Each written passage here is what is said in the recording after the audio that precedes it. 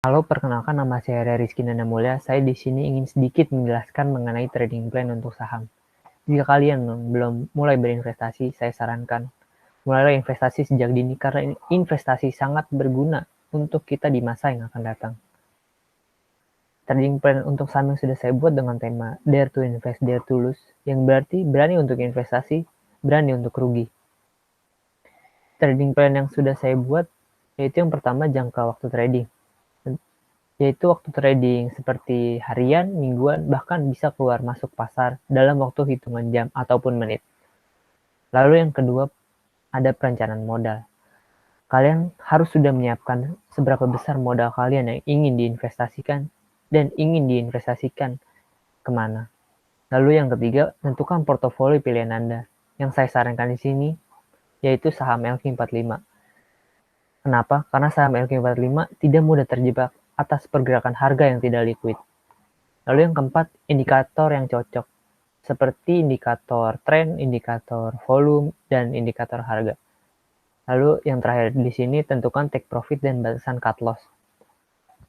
Yang dimaksud di sini, kalian harus sudah menyiapkan seberapa besar persentase kalian jika kalian ingin mengambil keuntungan, dan batasan seberapa besar persentase kalian jika kalian akan rugi.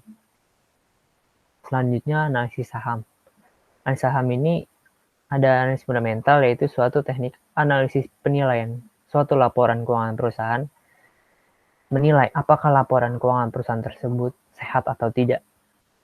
Lalu yang kedua, analisis teknikal. Yang dimaksud di sini yaitu suatu teknik analisis yang memperhatikan pergerakan harga pasar dan juga bisa memprediksi kapan waktu kita beli dan kapan waktu kita jual. Dalam analisis fundamental memiliki bagian penting, yaitu di sini yang pertama yang saya ambil earning per share, yaitu tingkat keuntungan yang akan diperoleh pemegang saham atas per lembar sahamnya. Lalu ada ROA, yaitu return of asset. Bagaimana perusahaan memanfaatkan aset dalam memperoleh laba. Lalu yang selanjutnya itu ada ROI, return of equity, yaitu bagaimana perusahaan memanfaatkan modal dalam mendapatkan laba. Lalu ada DER, yaitu debt equity ratio. Di sini tingkat pengukuran perusahaan seberapa besar perusahaan tersebut dibiayai oleh utang. Jika DER kurang dari 1, maka perusahaan lebih banyak dibiayai oleh modal daripada utangnya. Jika DER lebih dari 1, maka perusahaan tersebut lebih besar dibiayai oleh hutang daripada modalnya.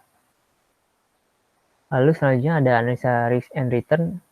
Saya mengambil contoh dari saham UNTR atau United Tractor, yaitu saya sudah memperoleh beta di sini kurang dari 1, yang berarti low risk and low return, yang berarti itu akan saham ini resiko rendah dan pendapatannya juga rendah. Selanjutnya analis teknikal. Di sini ada tren, ada sinyal, ada line.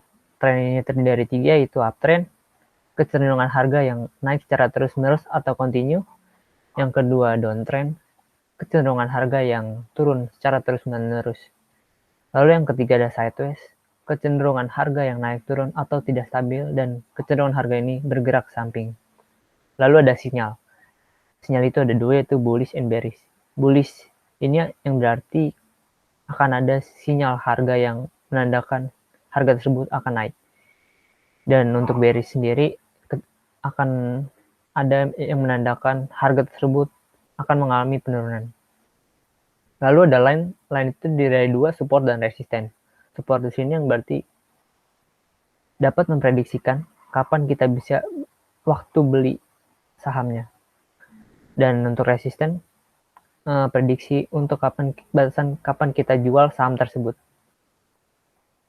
Dalam analisis teknikal ini saya sudah mengaplikasikan melalui aplikasi Chart Nexus, yaitu saya sudah membuat garis support dan resisten. Support untuk garis yang di bawah dan resisten untuk garis yang ke samping yang ada di atas. Cara membuat garis support dan resisten ini adalah itu menghubungkan 2 titik harga terendah untuk support dan 2 titik harga tertinggi untuk resisten. Dan saham UNTR ini trennya itu cenderung sideways karena harga pada candlestick ini bergerak condong ke samping. Lalu untuk sinyal saham ini bearish karena sudah menyentuh batas resisten, dan pada stokastik juga garis merah yaitu ISG dan garis biru yaitu saham tersebut itu sudah ada perpotongan dari atas akan menuju ke bawah, akan mengalami penurunan. Sekian dari saya, kurang lebihnya mohon maaf. Semoga bermanfaat. Terima kasih.